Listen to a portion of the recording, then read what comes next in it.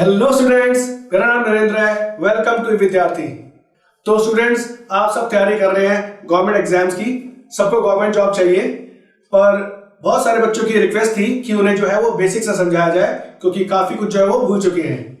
तो दरअसल मैं बच्चों आपको बताना चाहता हूं कि ये जो क्वांटिटेटिव एप्टीट्यूड जो है आपके कोर्स का एक बहुत अहम हिस्सा है। इसके अंदर कई सारे टॉपिक्स आते हैं, पर जो आज हम टॉपिक लेने जा रहे हैं वो है टाइप्स ऑफ नंबर। ठीक है ना, टाइप्स ऑफ नंबर, जिसके अंदर कई सारे टाइप के नंबर आते हैं, उसके बारे में हम समझेंगे। ठीक है ना। तो देखिए, टाइप्स ऑफ नंबर में आपको natural number, whole number, integers, rational number और इरेशनल नंबर आते हैं। तो इनके बारे में तो कोई ज्यादा किसी को दिक्कत नहीं होती है, पर जो दिक्कत होती है वो होती है इंटीजर्स, रैशनल नंबर और इरेशनल नंबर में। इनकी कैलकुलेशन, इनकी गणनाओं में काफी मुसीबत आती है कि जमा घटा किस तरह का साइन आए। ठीक है ना, तो आप इसी को आप आज समझेंगे। ठीक है, ओके। तो स्टार्ट करते हैं नेचुरल नंबर से। तो नेचुरल नंबर जो है आपको पता ही होगा कि 1 2 3 4 अप टू इंफिनिटी तक जाता है, अनंत तक जाता है। ठीक है, नेचुरल नंबर तो यही चीज होती है। और होल नंबर क्या है? होल नंबर में कुछ नहीं है, वो जीरो से स्टार्ट होते हैं बस। प्राकृतिक संख्या और पूर्ण संख्या में केवल इतना ही अंतर है कि वो जीरो से स्टार्ट होता है। 1 2 3 4 0 1 2 3 4 अप टू इंफिनिटी तक। ठीक है। और जो पूर्णांक होते हैं जिसमें जमा के वाले नंबर भी आते हैं और घटा वाले नंबर भी आते हैं। ठीक है ना। तो कह सकते हैं कि जो पूर्णांक है वो होल नंबर से और प्राकृतिक संख्याओं से काफी ज्यादा होते हैं, क्योंकि उनके अंदर घटा वाली संख्याएं भी होती हैं। बाकी रह गए परमेय और अपरिमेय संख्याओं के बारे में। इसके बारे में मैं थोड़ी देर में बताऊंगा आपको। ठीक है, ओके। तो चलिए स्टार्ट करते हैं। तो सबसे पहले हम पूर्णांकों की जमा घटा के बारे में सीखेंगे। ठीक है। तो जैसे कोई पूर्णांक अलग अलग चिन्ह के हैं, माइनस का, प्लस का, तो इसका आंसर क्या होगा? आपस में घटा हो जाएगी। ठीक है। और चिन्ह जो आएगा बड़े वाले का आएगा। इसमें भी अलग अलग चिन्ह है, तो इसमें भी आपस में घटा हो जाएगी, और चिन्ह जो है वो बड़े वाले का यानी 7 का आ जाएगा। इस केस में क्या है कि जब सेम साइन होते हैं तो आपस में जमा जाती है, और चिन्ह जो है आपका वही लगता है जो उनका अपना है। और जब इस केस में जब जमा घटा साथ साथ लिखी होती है, तो इसके अंदर तरीका क्या है कि जो सेम साइन वाले हैं उनको जमा कर लीजिए और इनका चिन्ह वही रखिए। तो इनका आंसर आएगा 2 और 1 3 और माइनस, तो इसका आंसर आएगा -10, और 3 और 2 का आंसर आएगा +5। और फिर आप देख रहे हैं इन दोनों के अलग अलग चिन्ह है, तो आपस में घटा हो जाएगी और चिन्ह जो है वो आपका बड़े वाले का आएगा। ठीक है, समझ में आई आपको? ठीक। तो अब ये भी सीख लीजिए कि इसके अंदर जब कभी ऐसी सिचुएशन होती है कि जमा घटा ब्रैकेट में लिखा होता है तो जमा घटा घटा, जब अलग अलग चिन्ह होंगे तो आपस में घटा आएगा, जब सेम साइन होंगे तो आपस में जमा हो जाता है। कभी कभी सवालों में इस तरह की चीजें लिखी होती है। ठीक है, आगे करते हैं। अब मैं बात कर रहा हूं गुणा की। तो गुणा के अंदर किस तरह के साइन आएंगे? ठीक है, तो आपको दिख रहा है कि जब गुणा में अलग अलग चिन्ह आएंगे तो आपस में मतलब अलग अलग चिन्ह आएंगे तो साइन घटा का ही आएगा। ठीक है ना। तो इसके अंदर सबों में आंसर 6 6 6 तो आएगा ही आएगा। बस ध्यान रखना यहाँ पे कि जो चिन्ह अगर एक जैसे हैं तो जमा का आएगा, अलग अलग है तो वो आएगा माइनस का आएगा। तो यहाँ पे माइनस आएगा, यहाँ पे माइनस आएगा, यहाँ पे प्लस हो जाएगा, क्योंकि अलग अलग चिन्ह है, और यहाँ पे भी प्लस का हो जाएगा। ठीक है, ओके। नेक्स्ट, अब चलिए चला अब एक मिक्स क्वेश्चन करेंगे हम, जिसके अंदर हमारा एक रूल लगता है, वो होता है बॉड मास का रूल। बॉड मास, ठीक है ना, बॉड मास के अंदर। तो बॉड मास के अंदर क्या तरीका है कि पहले हमें ब्रैकेट, फिर ऑफ का मतलब एक तरह से गुणा ही होती है, फिर डिवाइड, मल्टीप्लिकेशन, एडिशन और सब्ट्रैक्शन। आपका बेसिकली इसी से ज्यादा मतलब है, डिवाइड, मल्टीप्लिकेशन, एडिशन, सब्ट्रैक्शन से। ठीक है। तो सबसे पहले आपको क्या करना है? पहले डिवाइड करना पड़ेगा। तो पहले इसका आंसर निकालना पड़ेगा। तो इसका आंसर बना आपका 4। ठीक है। उसके बाद मल्टीप्लाई, तो मल्टीप्लाई करेंगे, इसका आंसर बनेगा आपका -15। जमा घटा घटा अलग अलग चिन्ह है। ठीक है। उसके बाद यहाँ पे आ गया 10। अब आप देख रहे हैं कि इसके अंदर जो दो नंबर है एक जैसे चिन्ह के हैं, उनको आपस में जमा कर लीजिए। 15 और 10 का आंसर आ गया -25, और उसके बाद ये जमा 4 हो गया। फिर इन दोनों का आंसर जो होगा आपस में घटा हो जाएगी, और चिन्ह जो आएगा वो बड़े वाले का आएगा, यानी 21। ठीक है। अब नीचे देखते हैं। तो नीचे में देखते हैं इसके अंदर इसका आंसर क्या बनेगा।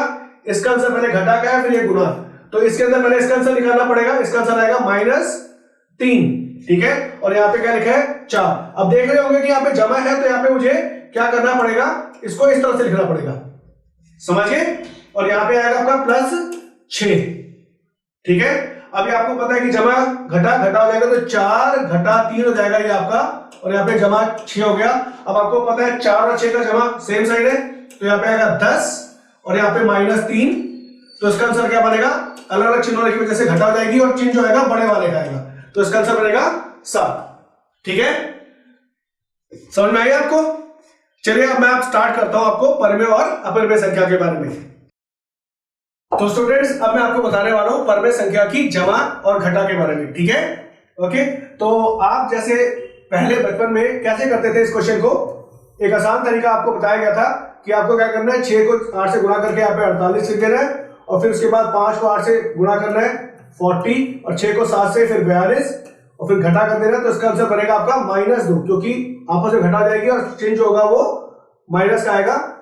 पर इस तरीके से आपको एक छोटा आंसर नहीं मिलता, क्योंकि अभी कंप्लीट नहीं हुआ ये। ठीक है, इसको कंप्लीट करने के लिए आपको दोबारा से 2 से काटना पड़ेगा, तो इसका आंसर बनेगा -1/24।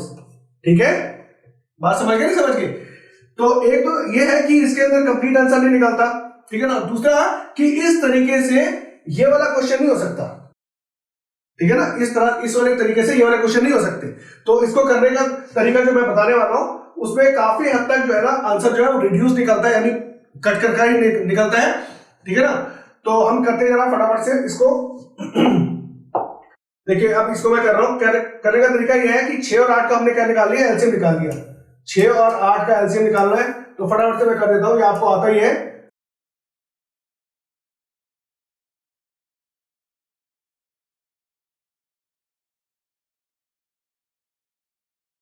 तो 2 दूनी 4 दूनी 8 है 24, तो इसका एलसीएम क्या आ गया आपका 24 आ गया। उसके बाद 6 की टेबल को हमने 24 तक लेना है, तो 6 चौक 24, 4 पंजे 20। ठीक है, फिर 8 3 24, 3 सत्ते 21। तो दिख रहा होगा आपको कि माइनस करने पर आपको -1/24 ही आंसर मिला, जो पहले वाला आंसर था। ठीक है ना, बड़े आराम से आपको कटा कटा आंसर मिल गया। ठीक है, तो आप ये वाला क्वेश्चन करते देखिए इसी तरीके से। ओके, इस तरीके से करने में आपको पहले 15, 10 और 30 का एलसीएम निकालना पड़ेगा।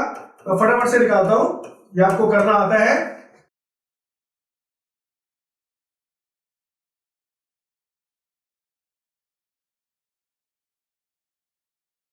पांच आ गया और ये फिर 5 आ गया, तो इसका आंसर आया 2 3 6 पंजे 30, तो इसका एलसीएम क्या आया 30 आया। ठीक, उसके बाद फिर 15 की टेबल को 30 तक करेंगे, तो 15 दूनी 30, फिर 2 को 7 से गुणा करना, 2 सत्ते 14, 10 तिया 30, 3 तिया 9, और फिर 3 एकम और 1 इंटू 11 11 आ गया, 1 इंटू 11 11 आ गया। ठीक है, अब उसके बाद क्या करना है, 14 और 9 को जमा कर देना, क्योंकि एक जैसे चिन्ह है, तो 23 आ गया, -11 अपॉन में 30। इसका जब माइनस करेंगे तो आपको क्या आएगा, आपका 12 आएगा, 12/30, और फिर इसको आप 6 से कर सकते हैं कैंसिल, जो 6 दूनी 12, 6 पंजे 30, तो इसका आंसर बनेगा 2/5। तो इस तरह से आपको परमेय संख्याओं की जमा या घटा करनी होती है। ठीक है ना, ओके। तो अब मैं आपको बताने वाला हूं अपरिमेय संख्या के बारे में। तो स्टूडेंट्स अब मैं आपको बताने वाला हूं अपरिमेय संख्या के बारे में। ठीक है ना, जैसा कि दिख रहा है आपको यहाँ पे अपरिमेय संख्या कुछ लिखी है। ठीक है ना, अपरिमेय संख्या वो होती है जो कि वर्गमूल के अंदर लिखी होती है या स्क्वायर रूट के अंदर लिखी होती है। पर आपको बता दूं कि इसके अंदर जो ऊपर की संख्याएं हैं वो तो अपरिमेय संख्याएं हैं, पर नीचे वाली संख्याएं वर्गमूल में होने के बावजूद भी ये परिमेय संख्याएं हैं। ठीक है, क्यों परिमेय संख्याएं हैं? क्योंकि ये जो 25 जो लिखा हुआ है, इस 25 को मैं जब ऐसे लिखता हूं तो आपको पता है कि ये जो जोड़ा बन जाता है, और जोड़े से चीज क्या आ जाती है, वो बाहर निकल आती है। आपने बचपन में पढ़ा था। इसको चाहे आप ऐसे लिखें, चाहे ऐसे लिखें। ठीक है, ओके, ये चीज हो जाती है, एक ही बात होती है। तो इसके अंदर अगर गुणा करना तो बड़ा आसान काम होता है, पर इसके अंदर जमा घटा का थोड़ा सा प्रॉब्लम होता है। तो गुणा में तो आपको ऐसे अगर दे दिया जाए कि 2 को अगर आपको 3 से गुणा करना है, तो इसका आंसर क्या बन जाएगा, √6 बन जाएगा।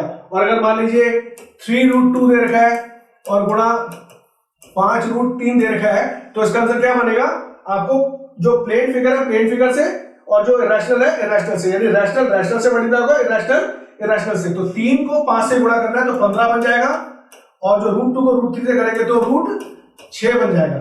ठीक है, ओके, समझ गए? पर अगर आप इस क्वेश्चन को करते हैं कि √3 को √3 से गुणा करते हैं, किससे गुणा करते हैं, √3 से, √3 से गुणा करते हैं तो इसका आंसर जो है ना √9 जो है ये अधूरा आंसर है, ये एक अधूरा आंसर है। क्यों? क्योंकि जो √9 है वो 3 का जोड़ा है। दरअसल किसका है? 3 का जोड़ा है। चाहे आप उसको ऐसे लिखें चाहे वो आप इसको ऐसे लिखें, एक ही बात होती है। तो इसका आंसर क्या बनेगा? अल्टीमेटली 3 बनेगा। इसका आंसर क्या बनेगा? इसका आंसर 3 बनेगा। ठीक है, समझ गए? तो अगर आपको ये क्वेश्चन दे दिया जाए, मान लीजिए कि 2√3 गुणा 5√3, ठीक है, तो इसका आंसर क्या बनेगा? 2 को 5 से गुणा करेंगे तो आपका बनेगा 10, और फिर √3 को √3 से गुणा करेंगे 9 नहीं बनेगा, 3 बन जाएगा। क्या बन जाएगा? क्योंकि सेम है ना रूट वाले, तो उसका आंसर क्या बनेगा आपका? 3। तो इसका आंसर बनेगा आपका 30। समझ गए? ठीक है, तो ये हो गई आपके सामने। ओके, तो अब मैं आपको बता रहा था जमा या घटा के बारे में, ठीक है ना, इनकी जमा या घटा के बारे में बता रहा था कि जमा घटा कैसे होती है। ओके, अब ये जमा घटा के बारे में जो बता रहा था मैं, इसके अंदर जो मैंने एक एग्जांपल लिया है, इसके अंदर क्या होता है कि जो सेम रूट वाले होते हैं ना वो आपस में ही जमा हो सकते हैं। ये नहीं कि मैं एग्जांपल दूं कि भाई √2 को मैं √3 से जमा कर सकता हूं, तो ये जो आंसर है ये गलत है, ये आंसर गलत है। दरअसल क्या हो सकता है कि इसके अंदर क्या होता है कि जो रूट अपने रूट जैसा ही होता है उसी को हम जमा कर सकते हैं। जैसे अगर 3√2 है और यहाँ पे -2√2 है, तो आपको 3 और 2 का आपस में घटा करेंगे तो 1 बन जाएगा, 1 और फिर √2 इसके नीचे लगाना पड़ेगा। ठीक है, ये कुछ इसी तरीके से है जैसे कि 3x - 2x को हम आंसर निकालेंगे तो इसका आंसर क्या बनेगा? 1x। समझ गए? ठीक है ना, तो ये रूट वाला अपने रूट वाले से ही जमा या घटा हो सकता है। ठीक है, तो अगर इस बात को अगर हम याद रखें तो यहां पे भी हम काम वही करेंगे कि √5 को इस वाले से ही इसका प्लस माइनस हो सकता है, और इस वाले का जो है वो इसका कोई और भाई है नहीं, इसका मतलब रूट वाला 2 है नहीं, और √3 वाला जो है उस √3 से ही जमा या घटा हो सकता है। ठीक है, ओके, इसका कोई मतलब इसका कोई √2 वाला और कोई दूसरा तो है नहीं ना, तो हम क्या करेंगे पहले इसको और इसको देख लेते हैं। तो ध्यान रखना जिसके आगे कुछ नहीं होता उसके आगे क्या होता है? 1 लगा होता है। क्या होता है? 1। तो 2√5 और 1√5 जो बन जाएगा आपका 3√5। ठीक है, ओके, देन उसके बाद आपको ये लिख सकते हैं क्योंकि इसका तो सब कुछ है नहीं, तो 3√2 तक ये आ गया इसका आंसर। अब आप इसको कर सकते हैं काम, इसका इलाज हो सकता है। तो -2 और +3, क्योंकि दोनों √3 वाले इनको इसलिए कर रहे हैं, तो -2 + 3 का आंसर क्या बनेगा? प्लस माइनस माइनस, और जो चिन्ह है बड़े वाले का आएगा तो +1 आएगा। क्या आएगा? +1√3। ये 1 लगाओ ना लगाओ आपकी मर्जी है, तो इसका आंसर ये बनेगा आपका। ठीक है, समझ गया? चलिए, तो मैं अब आपको एक ऐसी एक्सरसाइज बता रहा हूं जिसके अंदर जमा भी करना होगा आपको, गुणा भी करना होगा। ठीक है, तो कैसे करते हैं? अब देखिए, ये मैंने एग्जांपल लिया है, ये आपने बचपन में कर रखे होंगे, तो थोड़ा सा रिवाइज कर लेते हैं। तो इसको करने के लिए जो ये क्वेश्चन है इसके अंदर आपको गुणा करनी है आपस में। तो कैसे करते थे आप ऐसे करते थे कि इसको इससे गुणा करते थे, फिर इसको इससे गुणा करते थे, फिर इसको इससे गुणा करते थे, फिर इसको इससे गुणा करते थे। ठीक है, ये तरीका होता था। समझ गए? ओके, तो पहले जब मैं इसको इससे गुणा करता हूं तो लिखना पड़ेगा, लिखते ये तो सिर्फ बता रहा हूं आपको मैं, पर जब करोगे तो आप ओरली करोगे। आपको मैं एक मेथड बता दूं पहले मैं। ठीक है, ऐसे कर रहे हैं, और फिर -5 को भी इन दोनों से गुणा करना है। ठीक है, ओके, अब क्या करना है कि इसको इससे गुणा करना है और फिर इसको इससे गुणा करना है। दोनों को करना था ना इसको, तो 2√3 और 2√3, तो ध्यान दीजिए 2√3 और ये 2√3। तो मैंने आपको बताया था इसका आंसर क्या था? जो प्लेन फिगर है, प्लेन फिगर से मल्टीप्लाई होगा, 2 दूनी 4, और √3 × √3 3 बन जाता है। क्या बन जाता है? 3। तो इसका जवाब क्या हो जाएगा? 12। ठीक है ना, तो इसका जवाब होगा आपका, पहले का जवाब होगा आपका 12। ठीक है ना, अब जब इसको इससे गुणा करेंगे तो जो सेम रूट वाला है वो अपना ये प्लेन फिगर से कैसे होगा? 5 से गुणा करेंगे, तो यहां पे तो रूट है नहीं कोई, तो केवल 2 5 से गुणा होगा, √3 ऐसे कैसे आ जाएगा? तो आंसर बनेगा 10√3। 10√3। तो इसका आंसर बनेगा आपका +10√3। ठीक, उसके बाद इस 5 को भी इससे करेंगे तो क्या बनेगा, 5√3 से गुणा तो हो नहीं सकता, इससे भी गुणा होगा तो -10 के आगे √3, फिर -5 5 से गुणा होगा तो -5 और -5 गुणा करेंगे तो क्या आएगा -25।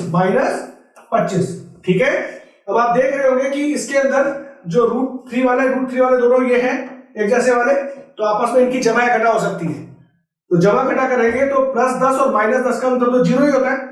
ठीक है ना, तो +10 माइनस 0, तो 0√3 का आंसर मतलब होगा एक तरह से 0 ही हो जाता है। तो इन दोनों का जो आंसर बनेगा वो आपका अल्टीमेटली 0 होगा। तो कई लोग इसे ऐसे कैंसिल आउट भी कर लेते हैं, क्योंकि जब दोनों वैल्यू सेम होती है, उनका चिन्ह अलग अलग होता है, तो उनको सीधा कैंसिल आउट करा जा सकता है। अभी 12 और -25, 12 और -25 का आंसर आपस में घटा हो जाएगा और चिन्ह जो है बड़े वाले का यानी -13। ठीक है, समझ गए? तो ये तो मैंने आपको बताया गुणा करने का तरीका। ठीक है ना, पर आप देख रहे ये कुछ ऐसा नंबर है कि जो चीज यहां पे लिखी है बिल्कुल वैसी लिखी है और यहां पे बस बीच का साइन उल्टा है। ठीक है ना, तो जब अगर अलग अलग होते तो हमको इसी तरह से कर रहे होते, पर अगर बीच में बिल्कुल उल्टा साइन है और बिल्कुल दोनों चीजें सेम है तो उसको करने का तरीका जो है वो क्या होता है, आपको एक वाला फॉर्मूला लगाना होता है, a + b × a - b का आंसर जो होता है वो a² - b²। तो इसके बड़ा आसानी से निकल जाता है। तो यहां पे ये क्वेश्चन जो है अप्लाई, ये जो फॉर्मूला जो है अप्लाई किया जा सकता है। तो इसका जो जवाब होगा 2√3 का स्क्वायर -5 का स्क्वायर। अब जो ये चीज है इसको क्या लिखेंगे, 2√3 गुणा 2√3 गुणा, तो इसका आंसर बनेगा 4 × 3, क्योंकि 2 2 के 4 और √3 3 बनता है, 9 नहीं 3, तो ये बन जाएगा आपका 12। ठीक है, और ये 5 का स्क्वायर क्या होता है आपका, 5 × 5 25। ठीक है ना, तो इसका आंसर क्या बनेगा, आपका आंसर क्या बनेगा 13। ठीक है, सही है, तो इसका कितने आसानी से आंसर आ गया। ठीक है ना, तो अब आप एक नेक्स्ट क्वेश्चन उठाते हैं, तो आते हैं आप दूसरे क्वेश्चन में। ठीक है, अब इसके अंदर क्या है कि वही चीज है, इसको इन दोनों से करना है और इसको भी इन दोनों से करना है। ठीक है, तो करते हैं 3√2 को हमने इससे करा 5√2 - 7√3 से, और फिर इस प्लस वाले को भी +2√3 को भी इन दोनों से करा 5√2 - 7√3 से करा गुणा। ठीक है ना, क्योंकि यहाँ पे दोनों बिल्कुल अलग अलग नंबर है तो इसके अंदर वो वाला फॉर्मूला नहीं लिख सकता, a² - b²। ठीक है, अब आप देखिए फटाफट से करते हैं। तो जब इसको इससे गुणा करेंगे तो जो प्लेन फिगर है प्लेन फिगर से होगी, रूट वाले रूट से होगी, तो 3 × 5 = 15 और √2 × √2 4 नहीं 2 होता है। ठीक है, उसके बाद फिर इसको जब इससे करेंगे तो 3 × 7 = 21 और √2 × √3 √6 बन जाएगा इस बारी। ठीक, उसके बाद जब इसको करेंगे तो 5 × 2 = 10 और √3 × √2 √6। जब इसको इससे करेंगे तो 2 × 7 = 14 प्लस माइनस का ख्याल रखना, और फिर √3 × √3 3 हो जाता है। ठीक है, ओके, तो ये बन जाएगा आपका 30, ये बन जाएगा आपका, तो यही है, उसके बाद ये भी यही है, अब उसके बाद होगा 14 3 है 42। अब आप देख रहे होंगे कि इसके अंदर ये वाला भी √6 वाला, ये भी √6 है, तो इनके आपस में जमा या घटा हो सकती है। तो आपको पता है कि 21 और +10 आपस में घटा हो जाएगी, चिन्ह बड़े वाले का आएगा, तो इसका आंसर बनेगा -11√6, और बाकी रहेगा ये 30 और -42, इसमें भी आपस में घटा हो जाएगी और चिन्ह बड़े वाले का आएगा, तो 30 और 42 में माइनस करेंगे तो -12 आएगा। क्या आएगा आंसर? ठीक है, तो ये आपको समझ में आएगा किस तरह से होता है। होप ये आपको जानकारी पसंद आई होगी। अगर आपको पसंद आती है तो लाइक, शेयर एंड सब्सक्राइब कीजिए। धन्यवाद।